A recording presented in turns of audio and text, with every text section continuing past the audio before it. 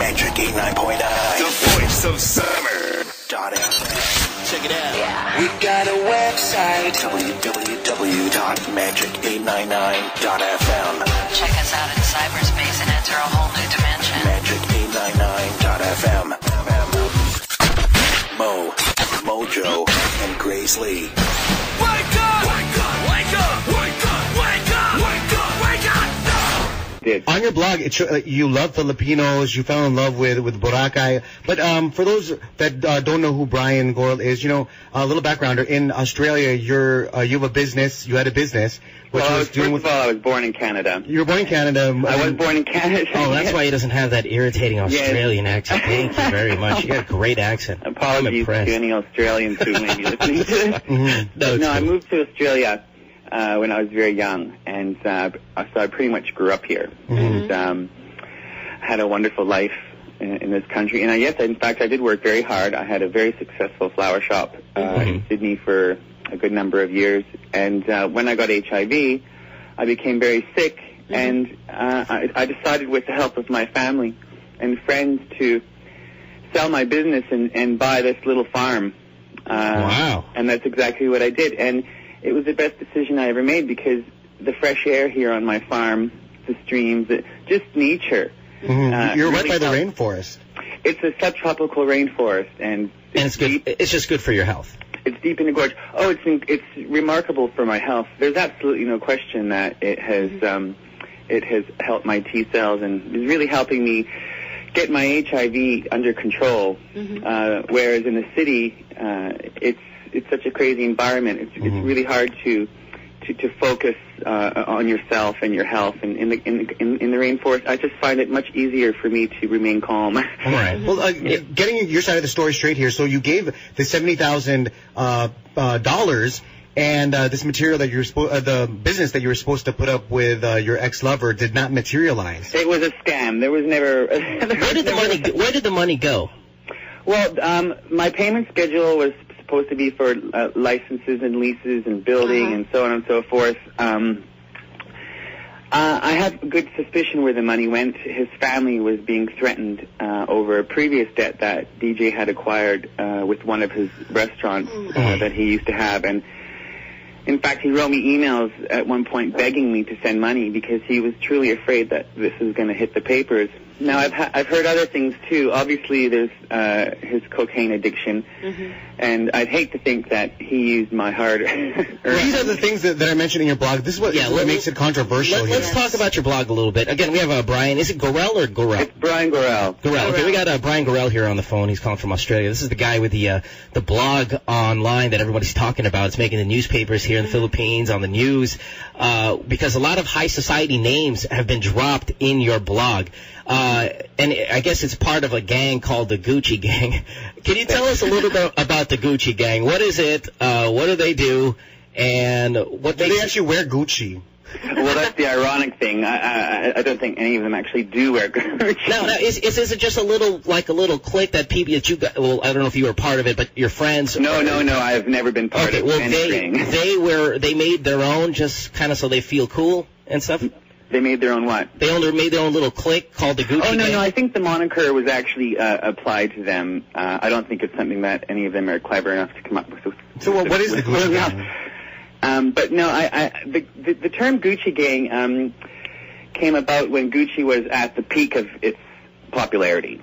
Yeah, but to be a member, you'd have to be either really wealthy, really in the scene. What are what's the prerequisites to get in? Who are they? Well, I think the primary prerequisite that you have to have in order to be in the Gucci game is, I think you have to lack a sensitivity chip towards your environment. And all of them do.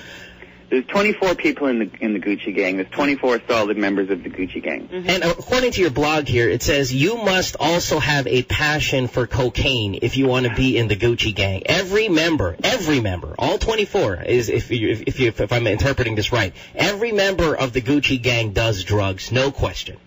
Oh, absolutely. Absolutely. Really? All 24?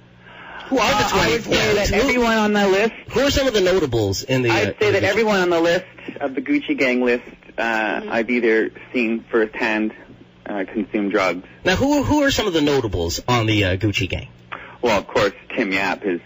Tim Yap. Papa Gucci, I call him. Oh, my gosh. Is he the head Gucci? He's the head Gucci? He's the Gucci guru. Ironically, he is the head Gucci. Oh, right. I see. Who else?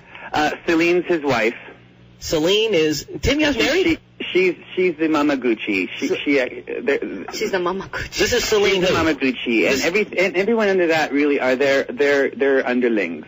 Oh, okay. So if it was like a little mafia, Tim Yap is the big boss. And Celine... Tim Yap would be the Don, yes. Right, the Don. And then Celine... And Celine Dion. Celine would be his skanky mole.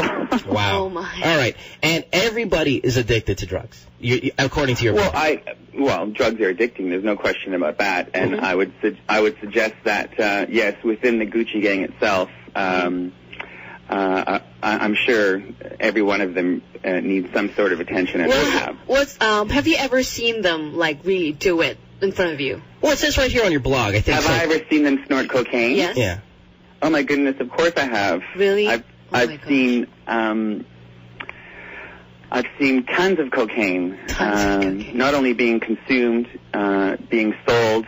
Oh, my. Even, like, in public places? Or is this all in private, or what? Well, I know that they've done cocaine in restaurants all over the Greenbelt. People's Palace is a huge spot where they like to go. Where?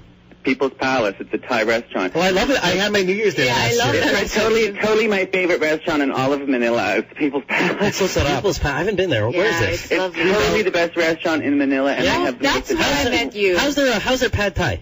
I'm not really, the pad thai is beautiful, but what's even more beautiful is their wait staff. I know, they're really cute waiters. You have to be gorgeous to work there, there's no question. Now I don't like it. That's where I met him, now I remember. But let's get back to the thing here, though. I mean, we're talking food.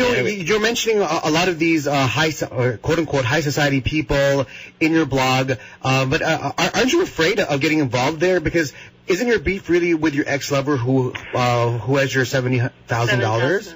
No, I wouldn't say that my beef is with him. Only? Is totally no.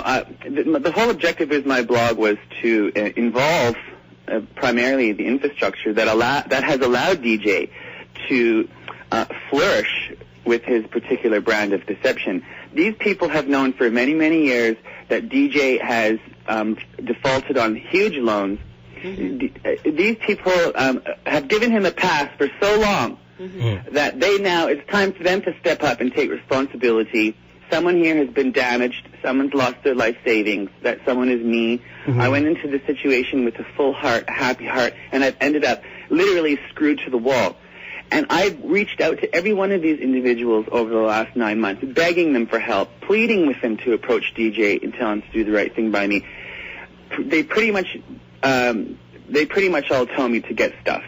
Well, now, hold on 1 second. Now, now that you're popular, now that your blog is popular, it's making news. Like 2 million hits already. Are they calling you, going, dude, you got to shut up? No, they're terrified to call me because they know that I'll either post their their conversation, their email on my website. Look, it's too late for these people to call me. They did try at the beginning of my website. Are you kidding? I all day, they all called me, every single one of them. Okay. What did they say? Are they telling you to shut up? They're saying, hey, dude, listen, you got to be quiet. No, what they're basically saying is we have nothing to do with DJ. We excommunicated him. They're basically trying to create a wall between them and DJ, but you know what? It's too late. Mo Twister and Mojo Jojo with Grace Lee. More music. Time to drop some more. Thou shall not steal.